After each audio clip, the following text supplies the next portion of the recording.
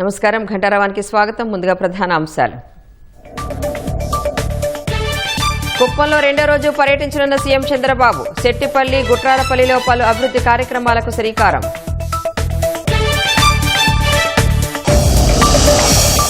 రావణ్ను మరో కేసులో అదుపులోకి తీసుకున్న పోలీసులు. యలమంచిలి కోర్టులో హాజరుపరిచే అవకాశం.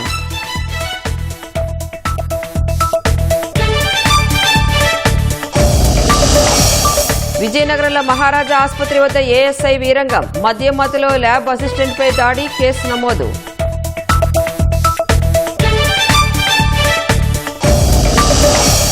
టీఎంసీలో తారాస్థాయికి అంతర్గత పోరు. రెబెల్ ఆధీనంలో పార్టీ ప్రధాన కార్యాలయం.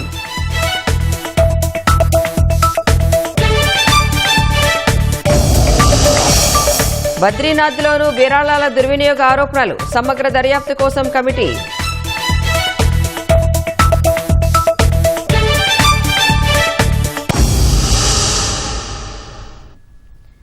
యూట్యూబర్ రావణ్ను మరో కేసులో పోలీసులు అదుపులోకి తీసుకున్నారు. రాత్రి రావణ్ను మచిలీపట్నం ఫస్ట్ క్లాస్ మ్యాజిస్ట్రేట్ ముందు పోలీసులు హాజరుపరచగా ఆయన తరపు న్యాయవాది జడా శ్రావణ్ కుమార్ వాదనలు వినిపించారు. అనంతరం న్యాయమూర్తి రావణ్కు బెయిల్ మంజూరు చేశారు. రావణ్ బయటకు వచ్చిన వెంటనే మరో కేసులో అనకాపల్లి జిల్లా పాయకరావుపేట పోలీసులు అతన్ని అరెస్టు చేశారు. యలమంచిలి కోర్టులో రావణ్ను హాజరుపరిచే అవకాశం ఉంది.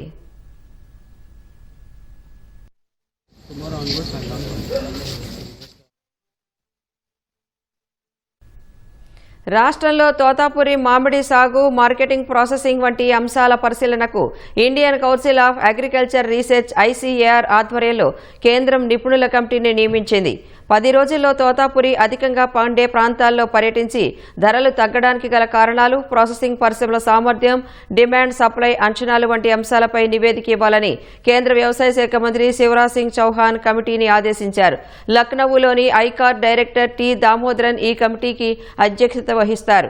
బీబీజీ రామ్జీ పథకం ప్రారంభోత్సవానికి వచ్చిన సమయంలో మామిడి ధరల సమస్య పరిష్కరించాలన్న సీఎం విజ్ఞప్తి మేరకు కమిటీ నియమించినట్లు మంత్రి అచ్చెన్నాయుడు తెలిపారు. కమిటీ త్వరితగతిన నివేదిక ఇచ్చేలా రాష్ట్ర ప్రభుత్వం సంపూర్ణ సహకారం అందిస్తుందని అచ్చెన్న చెప్పారు. హైకోర్టు అదనపు న్యాయమూర్తులుగా న్యాయాధికారులు గంధం సునీత, ఆలపాటి గిరిధర్, చింతలపూడి పురుషోత్తం కుమార్ నియమితులయ్యారు. మే 4న సుప్రీంకోర్టు కొలీజియం సిఫార్సుల మేరకు ఈ ముగ్గురి నియామకానికి రాష్ట్రపతి ద్రౌపది ముర్ము ఆమోదముద్ర వేసినట్లు కేంద్ర న్యాయశాఖ నోటిఫికేషన్ జారీ చేసింది. High court CJ justice Lisa Gill త్వరలో వీరితో ప్రమాణం చేయించనున్నారు. 2 ఏళ్ల పాటు వీరు అదనపు జడ్జిలుగా, ఆ తరువాత శాశ్వత న్యాయమూర్తులుగా నియమితులవుతారు. వీరి నియామకంతో ఏపీ హైకోర్టులో న్యాయమూర్తుల సంఖ్య 32కి చేరనుంది. కృష్ణా జిల్లా పెదకళ్లేపల్లిలో జన్మించిన సునీత ప్రస్తుతం తూర్పుగోదావరి పీడీజేగా రాజమహేంద్రవరంలో పనిచేస్తున్నారు. ప్రకాశం జిల్లాకు చెందిన గిరిధర్ ప్రస్తుతం విశాఖలో ఏపీ వ్యాట్ అప్పీలేట్ ట్రిబ్యునల్ చైర్మన్గా వ్యవహరిస్తున్నారు. చింతలపూడి పురుషోత్తం కుమార్ 2025 నుంచి ఏపీ జ్యుడిషియల్ అకాడమీ డైరెక్టర్గా పనిచేస్తున్నారు. కృష్ణలంక పోలీస్ స్టేషన్లో మిస్టరీగా మారిన గాదే సాయి కృష్ణ మృతి కేసులో కీలక విషయాలు బయటకొస్తున్నాయి. తాజాగా స్టేషన్ టెర్రస్పై అనుమానాస్పద మరకలున్న లాఠీతో పాటు ఎముకలు, బూడిద, స్టీల్ బ్రాస్లెట్, ఇతర వస్తువులు దొరికాయి. సిట్ అధికారులు న్యాయాధికారి సమక్షంలో సీల్ వేసి వాటిని ఫోరెన్సిక్ ల్యాబ్కు పంపారు. ఆ ఎముకలు, బూడిద సాయికృష్ణవా కాదా అనేది తేల్చేందుకు కోర్టు అనుమతితో సాయికృష్ణ తల్లి విజయలక్ష్మి డిఎన్ఏ నమూనాను తీసుకోవాలని భావిస్తున్నారు. మరోవైపు సాయికృష్ణ మృతిపై జ్యుడిషియల్ విచారణ జరిపించాలని అతని తల్లి విజయవాడ కోర్టులో వేసిన పిటిషన్పై సిట్ కౌంటర్ దాఖలు చేసింది. ఇప్పటికే కలెక్టర్ మెజిస్ట్రియల్ విచారణకు ఆదేశించినందున జ్యుడిషియల్ విచారణ అక్కర్లేదని తెలిపింది. ఇదే సమయంలో సిఐ నాగరాజు కస్టోడియల్ విచారణ నిన్న జరగలేదు. నాగరాజును సిట్ అధికారులు విచారించేందుకు రాజమహేంద్రవరం జైలు అధికారులు ఏర్పాట్లు చేశారు. అయితే విచారణ విజయవాడలోనే చేసేందుకు అనుమతి ఇవ్వాలంటూ సిట్ హైకోర్టును ఆశ్రయించింది. ప్రకాశం జిల్లా దొనకొండ పారిశ్రామిక వాడను డీఆర్డీఓ ప్రతినిధులు పరిశీలించారు. నీటి సౌకర్యం, రవాణా, మౌలిక వసతుల గురించి కలెక్టర్ను అడిగి తెలుసుకున్నారు. భారత్ డైనమిక్స్ లిమిటెడ్ కంపెనీ నిర్మాణానికి ఈ ప్రాంతం అనుకూలమైనదని తెలిపారు. పారిశ్రామిక వాడకు సమీపంలో రైల్, రోడ్, విమాన మార్గాలు ఉండటం పట్ల సంతృప్తి వ్యక్తం చేశారు. బేసికల్గా దొనకొండకి even though it is a dry place అయినప్పటికీ కూడా పంటలు పండడానికి అనుకూలంగా లేనప్పటికీ కూడా ఇండస్ట్రియల్గా డెవలప్ అవ్వడానికి దీనికి మంచి స్కోప్ ఉన్నది. సో అందుకోసం ఈ 25,000 ఏకర్స్ని కూడా త్వరలోనే మనము ఏపీఐఐసికి ఎక్వైర్ చేసి అండ్ పెద్ద ఎత్తున ఇక్కడ ఇండస్ట్రీలు పెట్టాలనేది గవర్నమెంట్ యొక్క ఆలోచన. సో త్వరలోనే మేము దీనికి సంబంధించి ల్యాండ్ ఎక్విజిషన్ అంతా కూడా కంప్లీట్ చేస్తాము. దొనకొండ ప్రాంతం వెనకబడిన ప్రాంతం, ఇక్కడ మనకి ఒక ఇండస్ట్రీ డెవలప్మెంట్ అంటూ జరిగితే ప్రజలకు ఉద్యోగ అవకాశాలే కాదు, మనకి ఇన్ఫ్రాస్ట్రక్చర్ అంతా కూడా మౌలిక సదుపాయాలు కూడా మనం డెవలప్ చేసుకోగలుగుతాం. ఆటోమేటిక్గా రోడ్స్ డెవలప్ అవుతాయి, ఎలక్ట్రిసిటీ, వాటర్ అన్నీ కూడా 1 by 1 అండ్ మోర్ ఇంకా కూడా మనం డెవలప్మెంట్కి స్కోప్ ఉంటుంది. ఇంకా నెక్స్ట్ ఇప్పుడు కనుక మనం ఈ స్టెప్ వేసి మనం స్పీడ్గా చేసుకోగలిగితే, అందరి సహకారంతో ఇది ముందుకెళ్తే ఇంకా నెక్స్ట్ 5 yearsలో దొనకొండ దిశ మారబోతుంది. ఈ ఇనిషియేటివ్ తీసుకున్న మన ప్రభుత్వానికి అట్లాగే స్పీడప్ చేసిన కలెక్టర్ గారికి నా ధన్యవాదాలు.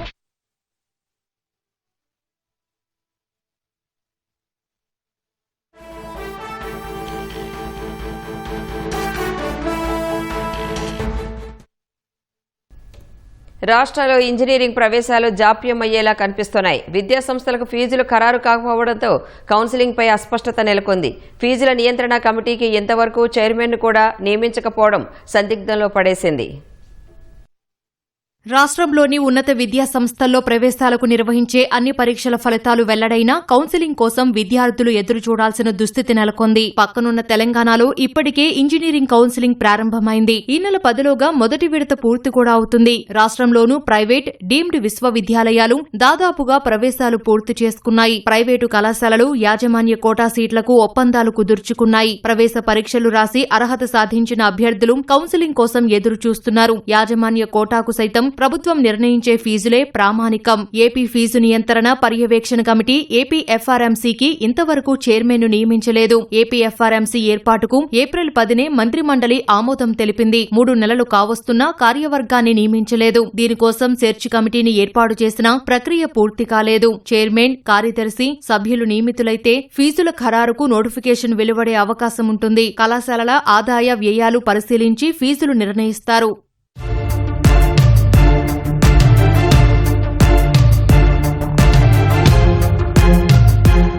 ఉన్నత విద్యా సంస్థలకు 3 ఏళ్లకోసారి ఫీజులు నిర్ణయిస్తారు. గతంలో నిర్ణయించిన ఫీజుల గడువు 2025-26 విద్యా సంవత్సరంతో ముగిసింది. ప్రభుత్వం పాత ఫీజులే అమలు చేస్తుందా, పెంచుతుందా అనే దానిపైన సందిగ్ధం నెలకొంది. ఒకవేళ పాతవే కొనసాగించాలనుకుంటే ఉన్నత విద్యాశాఖ దానికి సంబంధించి ఎలాంటి జీవో ఇవ్వలేదు. గత 3 ఏళ్ల ఫీజుకు సంబంధించి కళాశాలలు కోర్టును ఆశ్రయించడంతో ఇంజనీరింగ్ కళాశాలలకు కనీస ఫీజు 40,000 2025 డిసెంబర్ 24న ప్రభుత్వం జీవో జారీ చేసింది. అయితే ఈ ఏడాది కనీస ఫీజు 60,000 ఉండాలని యాజమాన్యాలు డిమాండ్ చేస్తున్నాయి.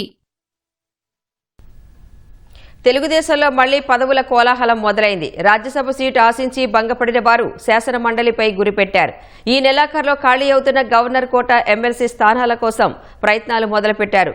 ఖాళీ అయ్యే 2 స్థానాలకు ఆశావహుల జాబితా చాంతాడంతా ఉంది. ఇంతకీ రేసులో ఎవరెవరున్నారు? అందులో లక్కీ లీడర్స్ ఎవరు? శాసన మండలిలో డిప్యూటీ చైర్మన్ జాకియా ఖానం, మరో ఎమ్మెల్సీ పండుల రవీంద్రబాబుల పదవీకాలం ఈ నెల 28తో ముగియనుంది. గవర్నర్ నామినేటెడ్ కోటాలో ఖాళీ అవుతున్న ఆ 2 స్థానాలపై రాజ్యసభ సీటు ఆశించి భంగపడిన సీనియర్లంతా గంపెడు ఆశలు పెట్టుకున్నారు. సామాజిక, ప్రాంతీయ సమీకరణాలను బేరీజు వేస్తూ చంద్రబాబు మార్క్ కసరత్తు ఇప్పటికే క్లైమాక్స్ కు చేరినట్లు తెలుస్తోంది. ఒక స్థానానికి వర్ల రామయ్య పేరు విస్తృతంగా ప్రచారంలో ఉంది. గత నెలలోనే కాదు, 2019కి ముందు కూడా రాజ్యసభ రేసులో రామయ్య పేరు వినిపించినా ఆయనకు అవకాశం దక్కలేదు. ఈసారి ఖచ్చితంగా వర్ల రామయ్యను పెద్దల సభకు పంపాలని పార్టీ అగ్రనాయకత్వం భావిస్తున్నట్లు తెలుస్తోంది. ఇక ఉమ్మడి కృష్ణా జిల్లా నుంచి సీనియర్ నేత దేవినేని ఉమ, వంగవీటి రాధా, బుద్దా వెంకన్న, టీడీ జనార్దన్ వంటి వారు రేసులో ఉన్నారు. గోదావరి జిల్లాల నుంచి క్షత్రియ సామాజిక వర్గానికి చెందిన మంతెన సత్యనారాయణరాజు ఆశిస్తున్నారు. రాజ్యసభ ఎన్నికల్లో ఉత్తరాంధ్ర, గుంటూరు జిల్లాలకే ప్రాధాన్యత దక్కడంతో ఈసారి ఎమ్మెల్సీలో ఆయా జిల్లాలకు అవకాశం ఉండకపోవచ్చని తెలుస్తోంది.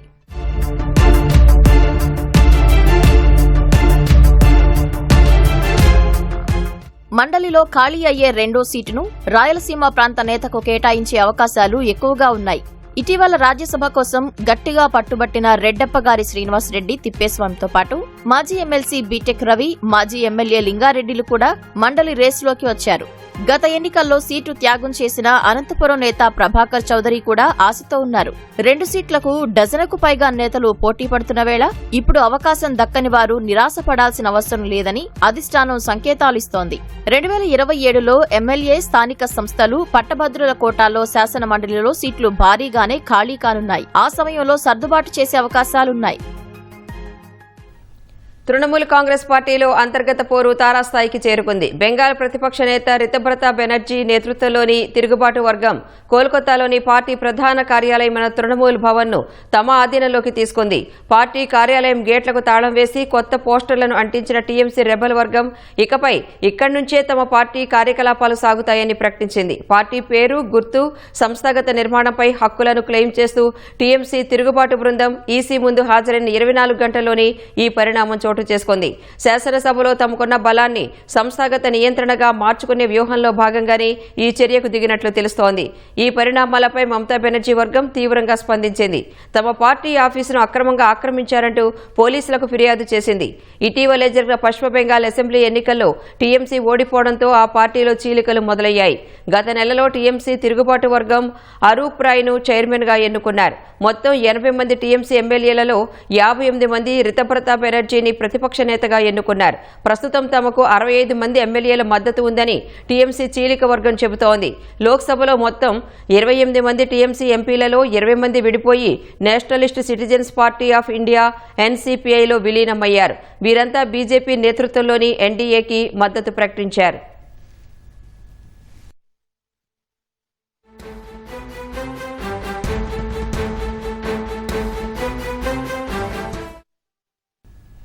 అయోధ్య రామమందిరం విరాళాల దోపిడీ కేసు మరవక ముందే ఉత్తరాఖండ్లోని ప్రముఖ పుణ్యక్షేత్రం బద్రీనాథ్లో కానుకలు, విరాళాల దుర్వినియోగం జరిగినట్లు ఆరోపణలు రావడం తీవ్ర కలకలం సృష్టిస్తోంది. దీనిపై అప్రమత్తమైన బద్రీనాథ్, కేదార్నాథ్ బీకేటీసీ ఆలయ కమిటీ ఈ వ్యవహారంపై దర్యాప్తునకు ఆదేశించింది. సోషల్ మీడియాలో చక్కర్లు కొడుతున్న ఈ ఆరోపణలను ఆలయ కమిటీ తీవ్రంగా పరిగణించిందని, దీనిపై సమగ్ర దర్యాప్తు చేసేందుకు ఒక విచారణ కమిటీని ఏర్పాటు చేయాలని ఆదేశించినట్లు బీకేటీసీ చైర్మన్ హేమంత్ ద్వివేది తెలిపారు. ఈ వ్యవహారానికి సంబంధించి అనుమానిత ఉద్యోగుల నుంచి వివరణ కూడా కోరినట్లు వెల్లడించారు. సామాజిక మాధ్యమాల్లో ప్రచారమవుతున్న సదరు ఉద్యోగి తన వ్యక్తిగత కార్యదర్శి కాదని వివరణ ఇచ్చారు. దర్యాప్తుల ఆరోపణలు నిజమని తేలితే దోషులు ఎంతటి వారైనా ఉపేక్షించేది లేదని, వారిపై కఠిన చర్యలు తీసుకుంటామని హేమంత్ ద్వివేది స్పష్టం చేశారు. సింధు జలాల్లో తమ వాటా తీసుకుంటే తీవ్ర పరిణామాలు ఎదుర్కోవాల్సి వస్తుందంటూ పాక్ మంత్రి ముసాదిక్ మాలిక్ చేసిన వ్యాఖ్యలపై భారత విదేశాంగ మంత్రిత్వ శాఖ స్పందించింది. దాయాది దేశం సీమాంతర ఉగ్రవాదాన్ని శాశ్వతంగా వేడటం, ఉగ్ర కార్యకలాపాలను ప్రోత్సహించడం వంటి కార్యక్రమాలు మానుకునే వరకు సింధు జలాల నిలిపివేత కొనసాగుతుందని స్పష్టం చేసింది. ఉగ్రవాదంపై తమ వైఖరిలో ఎటువంటి మార్పు లేదని విదేశాంగ శాఖ అధికార ప్రతినిధి రణధీర్ జైస్వాల్ తెలిపారు. గతేడాది పెహల్గాం ఉగ్రదాడికి ప్రతీకారంగా భారత్ సింధు జలాల ఒప్పందాన్ని నిలిపివేసింది. ఒప్పందం నిలిపివేయడంపై పాక్ అక్కసు వెళ్లగక్కింది. సింధు జలాల నియంత్రణకు భారత్ యత్నిస్తోందని, పాక్లోకి చుక్క నీరు కూడా ప్రవహించకుండా పొరుగుదేశ ప్రధాని అడ్డుకుంటున్నారని ఆరోపించింది. ఈ క్రమంలోనే విదేశాంగ శాఖ ధీటుగా స్పందించింది. ఇరాన్ దివంగత supreme leader Ayatollah Ali Khamenei అంత్యక్రియల కార్యక్రమంలో భారత ప్రతినిధుల బృందం పాల్గొంది. భారత్ తరపున Bihar governor lieutenant general Syed Ata Hasnain, విదేశాంగ శాఖ సహాయ మంత్రి పవిత్ర మార్గెరిటా హాజరై ఖమేనీ భౌతిక కాయానికి నివాళులర్పించారు. ఈ మేరకు పవిత్ర మార్గెరిటా ఎక్స్ వేదికగా పోస్టు పెట్టారు. భారత ప్రజల తరపున అయతుల్లా అలీ ఖమేనీకి నివాళులర్పించినట్లు పేర్కొన్నారు. ఈ సందర్భంగా ఖమేనీ అంత్యక్రియల కార్యక్రమానికి సంబంధించిన ఫోటోలను పంచుకున్నారు. హస్నైన్, మార్గరిటా నివాళులు అర్పిస్తున్న దృశ్యాలతో కూడిన వీడియోను భారత్లోని ఇరాన్ ఎంబసీ షేర్ చేసింది.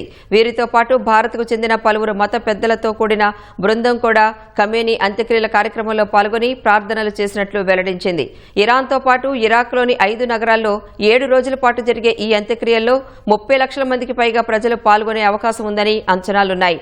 సోమవారం అంతిమయాత్ర జరగనుంది. ఖమేనీ పార్థివ దేహాన్ని ఆయన సొంత పట్టణం ఇరాన్లోని మష్హద్లో ఈ నెల 9న ఖననం చేయనున్నారు. ఐక్యరాజ్య సమితికి చెందిన టెలికమ్యూనికేషన్ల విభాగం ఏఐ ఫర్ గుడ్ గ్లోబల్ కమిషన్లో 2 భారతీయ కార్పొరేట్ దిగ్గజాలకు చోటు లభించింది. రిలయన్స్ ఇండస్ట్రీస్ సీఎండీ ముఖేష్ అంబానీ, భారతీ ఎంటర్ప్రైజెస్ వ్యవస్థాపకుడు చైర్మన్ సునీల్ భారతీ మిత్తల్ ఈ కమిషన్లో వ్యవస్థాపక సభ్యులుగా ఎంపికయ్యారు. ఇంటర్నేషనల్ టెలికమ్యూనికేషన్ యూనియన్ ITU మద్దతు ఉన్న ఈ కమిషన్లో తొలిసారిగా నియమితులైన 44 మంది సభ్యుల్లో వీరిద్దరికీ చోటు దక్కడం విశేషం. రువాండా అధ్యక్షుడు Paul Kagame, Salesforce CEO Marc Benioff దీనికి కో-చైర్లుగా ఉన్నారు. ITU secretary general Doreen Bogdan Martin vice చైర్గా ఉంటారు. కొత్తగా ఆవిష్కృతమైన AI for Good Global Commission వ్యవస్థాపక సభ్యులుగా సునీల్ భారతి మిత్తల్ చేరారని భారతీ ఎంటర్ప్రైజెస్ తెలిపింది. AI వినియోగం ద్వారా అంతర్జాతీయ సవాళ్లను పరిష్కరించడంపై ఈ కమిషన్ ప్రధానంగా దృష్టి సారిస్తుంది. తొలి సమావేశం జెనీవాలో ఈ నెల 7 నుంచి 10 తేదీల్లో జరగనుంది. అగ్రరాజ్యం అమెరికా తన 250వ ఆవిర్భావ వేడుకలను నేడు ఘనంగా నిర్వహించుకునేందుకు సిద్ధమైంది. బ్రిటన్ వలస పాలన నుంచి విముక్తి పొంది తాము స్వేచ్ఛా వాయువులు పీల్చడం మొదలుపెట్టిన జూలై 4న స్వాతంత్ర్య ఉత్సవాలను అమెరికన్లు అంగరంగ వైభవంగా జరుపుకోనున్నారు. దేశవ్యాప్తంగా శుక్రవారం నుంచే ఆ కోలాహలం మొదలైంది. న్యూయార్క్ నగరంలో ఏటా డిసెంబర్ 31న మాత్రమే నిర్వహించే బాల్ డ్రాప్ కార్యక్రమాన్ని 250వ వసంతోత్సవాన్ని పురస్కరించుకుని అక్కడి టైమ్స్ స్క్వేర్ వద్ద నిర్వహించనున్నారు. దేశ అధ్యక్షుడు డొనాల్డ్ ట్రంప్ తొలుత సౌత్ డకోటాలో మౌంట్ రష్మోర్ వద్ద బాణాసంచా వెలుగుజిరుగులను వీక్షించనున్నారు. అక్కడ జాతిని ఉద్దేశించి ప్రసంగించనున్నారు. అనంతరం వాషింగ్టన్లోని నేషనల్ మాల్ వద్ద మరోసారి ప్రసంగించనున్నారు. అటు అమెరికా 250వ స్వాతంత్ర్య దినోత్సవం సందర్భంగా బెల్జియంకు చెందిన వజ్రాల పరిశ్రమ ట్రంప్కు ఓ అరుదైన బహుమతిని అందజేసింది. 321 వజ్రాలు, 56 రత్నాలు, పచ్చలు పొదిగిన బంగారు ఉంగరాన్ని ఆయనకు పంపించింది. ట్రంప్ పేరును సూచించే T అక్షరం, అమెరికా పతాకలోని నక్షత్రాలు, చారలు ప్రముఖంగా కనిపించేలా ఈ ఉంగరాన్ని తీర్చిదిద్దారు. మన్యం కొండల్లో కాఫీ గోబాళింపులు పెంచేందుకు కూటమి ప్రభుత్వం ప్రత్యేక చర్యలు చేపట్టింది. అరకు కాఫీని విస్తృతంగా ప్రమోట్ చేసిన సీఎం చంద్రబాబు సరికొత్త కాఫీ ప్రాజెక్టుకు శ్రీకారం చుట్టారు. కాఫీ సాగును 1,00,000 ఎకరాల్లో విస్తరించడమే లక్ష్యంగా ప్రణాళికలు రచించారు. అల్లూరి సీతారామరాజు జిల్లా పాడేరు, అరకు ప్రాంతంలో ఎక్కువగా రైతులు కాఫీ తోటల్ని సాగు చేస్తుంటారు. కూటమి ప్రభుత్వం వచ్చిన తర్వాత ఈ కాఫీ తోటల పెంపకానికి ప్రోత్సాహం ఇస్తూనే వారు పండిస్తున్నటువంటి పంటకి విక్రయించుకునేందుకు రకరకాల మార్గాలను కూడా ప్రారంభించేసింది. అయితే ఈ ఏడాదికి సంబంధించి దాదాపు 1,00,000 ఎకరాల్లో అదనంగా కాఫీ తోటల పెంపకాన్ని ప్రోత్సహించేందుకు కీలకమైనటువంటి నిర్ణయం తీసుకుంది. అయితే ఈ నిధులు మంజూరు, ఎన్ని ఎకరాల్లో ఈ యొక్క సాగు అన్నది ఈ ఏడాది చేపడుతున్నారన్న వివరాల్ని ఈ కథనంలో చూద్దాం. మన్యం ప్రాంత గిరిజన రైతుల ఆర్థిక ముఖచిత్రాన్ని మార్చేందుకు ITDA అధికారులు సరికొత్త ప్రణాళికతో ముందుకు సాగుతున్నారు. రాబోయే 5 ఏళ్లలో 1,00,000 ఎకరాల్లో కాఫీ తోటలను అభివృద్ధి చేసేందుకు అధికారులు సర్వం సిద్ధం చేశారు. ఇందులో భాగంగా ఈ ఏడాదిలోనే తొలి విడతగా 10,000 ఎకరాలకు కాఫీ మొక్కలు పంపిణీ చేయనున్నారు. దశలవారీగా 5 ఏళ్లలో 1,00,000 ఎకరాల్లో కాఫీ సాగును ప్రభుత్వం లక్ష్యంగా పెట్టుకుంది. కేవలం కొత్త తోటలే కాదు, రానున్న 5 ఏళ్లలో ఏడాదికి 15,000 ఎకరాల చొప్పున మొత్తం 75,000 ఎకరాల్లో పాత తోటల పునరుద్ధరణకు ప్రభుత్వం చర్యలు చేపడుతోంది.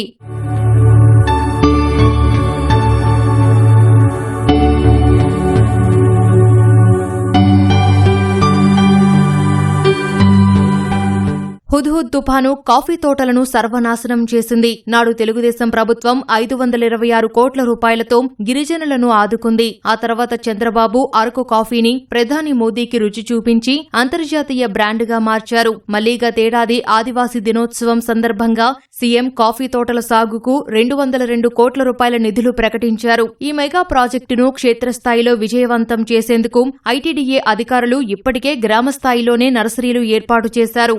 ఆరోగ్యకరమైన కాఫీ మొక్కలు సిద్ధం చేశారు. ఈ ఏడాది జులై, ఆగస్టు, సెప్టెంబర్ నెలల్లో గిరిజన రైతులకు మొక్కలు పంపిణీ చేయనున్నారు. అంతేకాదు గిరిజనులకు అదనపు ఆదాయం చేకూర్చేందుకు 30,000 ఎకరాల్లో పండ్ల మొక్కలను అందించేందుకు ఏర్పాట్లు జరుగుతున్నాయి. సంవత్సరం కూడా 26-27లో కూడా కొత్త కాఫీ ప్రాజెక్ట్ శాంక్షన్లో భాగంగా 30,000 ఎకరాల్లో నీడ తోటల పెంపకము, అలాగే 10,000 ఎకరాల్లో కాఫీ ఎక్స్పాన్షన్ కొత్తగా వేయడానికి, 15,000 ఎకరాల్లో కాఫీ పాత తోటల పునరుద్ధరణ చేయడం కూడా జరుగుతుందండి.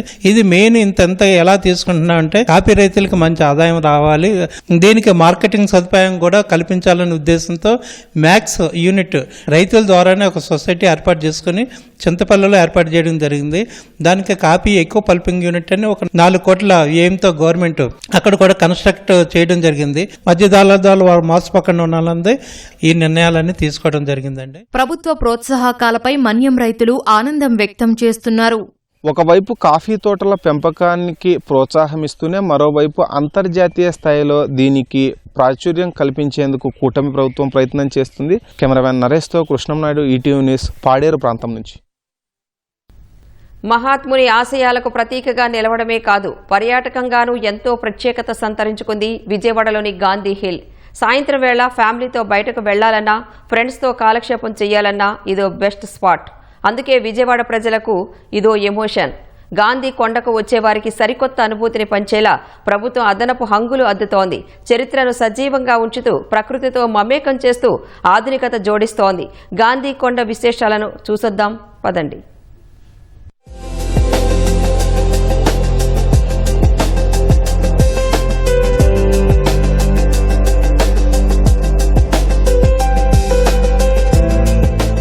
ప్రాంగణంలో అడుగుపెట్టగానే ప్రశాంత వాతావరణం, పచ్చని చెట్లు, పరిశుభ్రతతో ఆహ్లాదం. మరో అడుగు ముందుకేస్తే ఎదురుగా చేతిలో కర్ర, మరో చేతిలో పుస్తకంతో మహాత్ముని విగ్రహం. ఆకాశాన్ని తాకేలా 52 అడుగుల స్తూపం. గాంధీ స్మారక క్షేత్రాల్లో ప్రత్యేకంగా నిలుస్తూ బెజవాడ నగరానికే తలమానికంగా నిలుస్తోంది గాంధీ హిల్. ఇంతటి విశిష్టత కలిగిన ప్రాంతాన్ని రాష్ట్రస్థాయి పర్యాటక ప్రాంతంగా మార్చేలా కూటమి ప్రభుత్వం అనేక ఏర్పాట్లు చేసింది.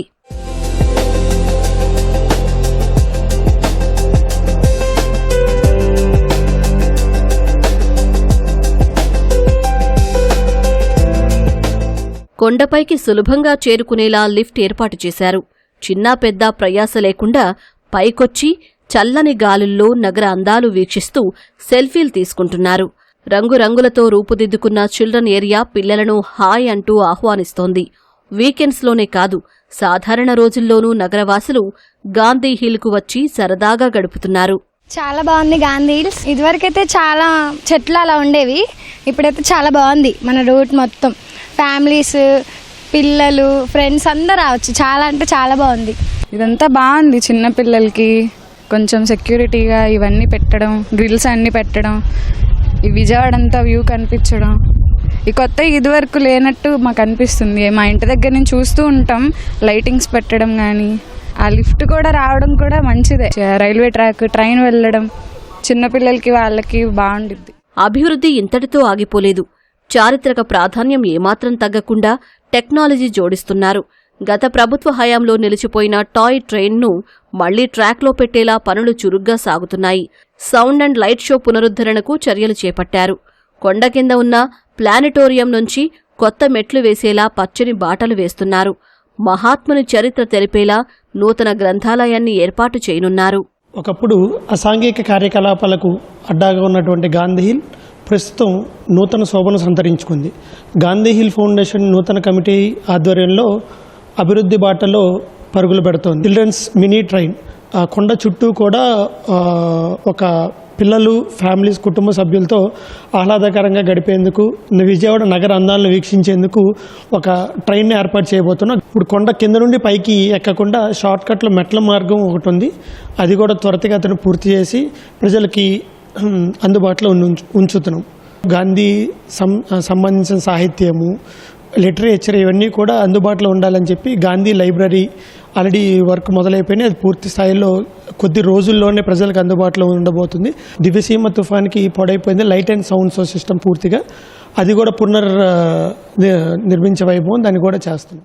గాంధీ హిల్ను పర్యాటక ప్రపంచ పటంలో నిలిపేలా పనులు సాగుతుండడంపై బెజవాడ వాసులు హర్షం వ్యక్తం చేస్తున్నారు.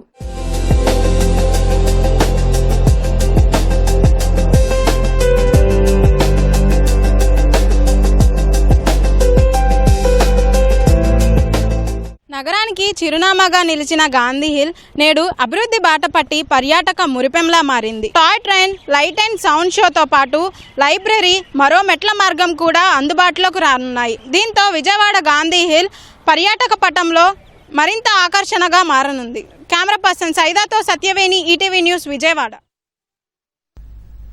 విజయనగరంలో మహారాజా ప్రభుత్వ సర్వజన ఆసుపత్రిలో ఓ ఏఎస్ఐ వీరంగం సృష్టించారు. మద్యం మత్తులో ఇష్టానుసారంగా ప్రవర్తించారు. ఆసుపత్రిలో ల్యాబ్ అసిస్టెంట్గా పనిచేస్తున్న భాగ్యారావు ఇంటికి వెళ్లేందుకు బయటకు వచ్చారు. తన ద్విచక్ర వాహనాన్ని పార్కింగ్ స్థలం నుంచి బయటకు తీస్తుండగా అదే మార్గంలో కమ్యూనికేషన్ ఏఎస్ఐగా పనిచేస్తున్న సోమేశ్వరరావు కారులో వచ్చారు. ద్విచక్ర వాహనం అడ్డుగా ఉందని భాగ్యారావుకు తీయమని సైగ చేశారు. బైక్ తీసేలోపే ఏఎస్ఐ కిందకు దిగి భాగ్యారావుపై దాడి చేశారు. అత్యవసర విభాగం వైద్యాధికారి అప్పలరాజు సిబ్బందితో ఘటనాస్థలికి చేరుకుని ఏఎస్ఐని ప్రశ్నించారు. పోలీసోడు చెబితే వినరా, అయినా నీకెందుకు అంటూ సోమేశ్వరరావు దురుసుగా సమాధానమిచ్చారని వైద్య సిబ్బంది తెలిపారు. అందరూ చేరుకోవడంతో అక్కడి నుంచి వెళ్లిపోయేందుకు సోమేశ్వరరావు ప్రయత్నించారు. ఈ క్రమంలోనే అవుట్ పోస్ట్ పోలీసులకు సమాచారం అందించినా వారు స్పందించలేదు. అక్కడి నుంచి ఎస్పీ కార్యాలయానికి వెళ్లి వారు ఫిర్యాదు చేశారు. 1వ పట్టణ ఎస్ఐ ప్రసన్న కుమార్ ఘటనాస్థలికి చేరుకుని కేసు నమోదు చేశారు. ఏఎస్ఐపై కఠిన చర్యలు తీసుకోవాలని ఆసుపత్రి సూపరింటెండెంట్ అల్లు పద్మజ పోలీసులను కోరారు. పాకిస్తాన్లో చర్చల సందర్భంగా ఇరాన్ ప్రతినిధులను ఇజ్రాయెల్ లక్ష్యంగా చేసుకుందని ది న్యూయార్క్ టైమ్స్ ఓ కథనంలో పేర్కొనడాన్ని ఇజ్రాయెల్ ఖండించింది.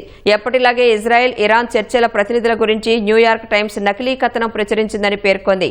ఆ కథనం పూర్తిగా కల్పితమని స్పష్టం చేసింది. పాకిస్తాన్ రాజధాని ఇస్లామాబాద్లో ఈ ఏడాది ప్రారంభంలో చర్చల సందర్భంగా ఇరాన్ ప్రతినిధుల హత్యకు ఇజ్రాయెల్ కుట్ర పన్నిందని ఇంతకుముందు న్యూయార్క్ టైమ్స్ నివేదించింది. ఇరాన్ విదేశాంగ మంత్రి Abbas Araghchi, Iran parliament speaker గాలిబాఫ్లను ఇజ్రాయెల్ లక్ష్యంగా చేసుకున్నట్లు అమెరికా అధికారులు భావించారని తెలిపింది.